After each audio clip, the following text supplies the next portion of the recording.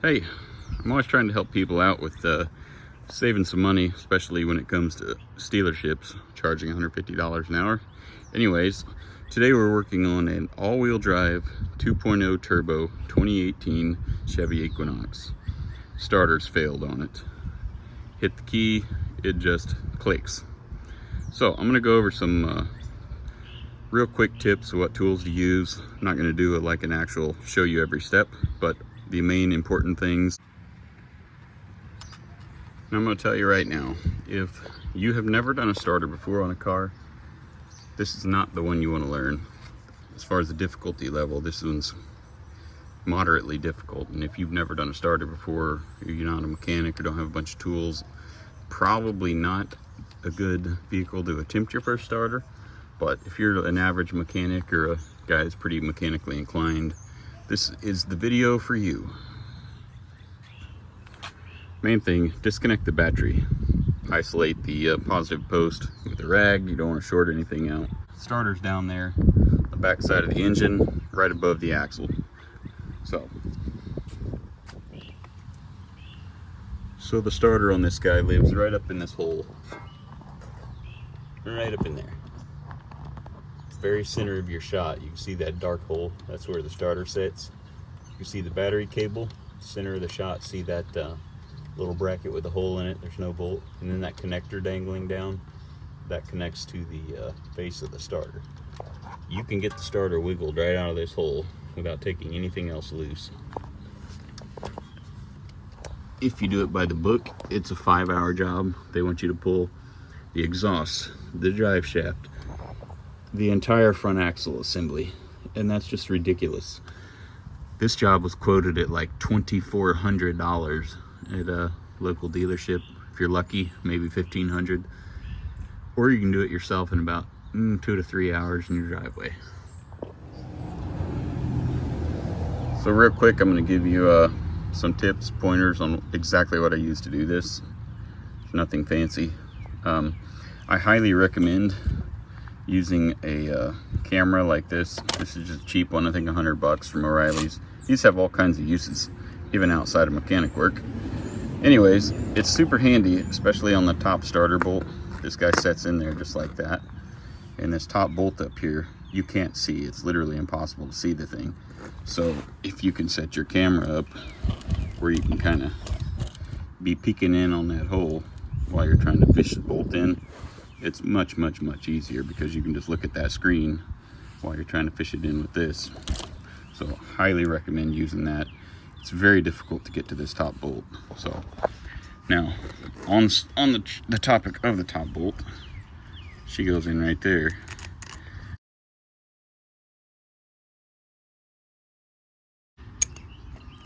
I can't do that one hand.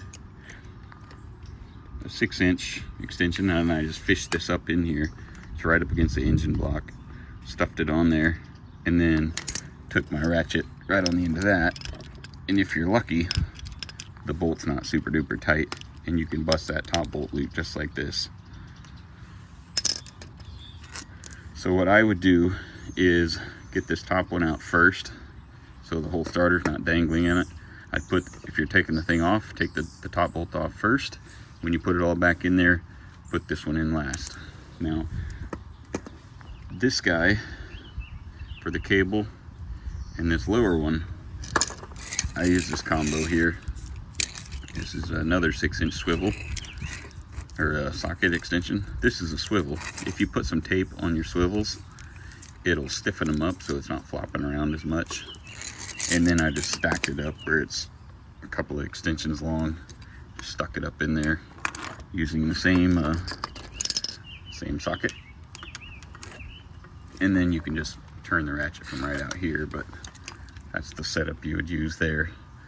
The bottom bolt's easy to get to. That's easy. This little connector on the top has just a little push tab, so you push it pretty hard. It's kind of difficult to get out because it's right up against the engine block. So this really is not that difficult. Also recommend a good flashlight, a magnet for when you drop something, and when you put it back together, some silicone or non-silicone, whichever you want, spray lube. Just put a little on the threads, that way you can turn it in by hand pretty easy. Any other tips that I would give you, I will. This is what I do sometimes when you're putting bolts back in and you don't want to drop them. You just put a little bitty wrap of masking tape around it. You just kind of to barely catch the edge of the bolt.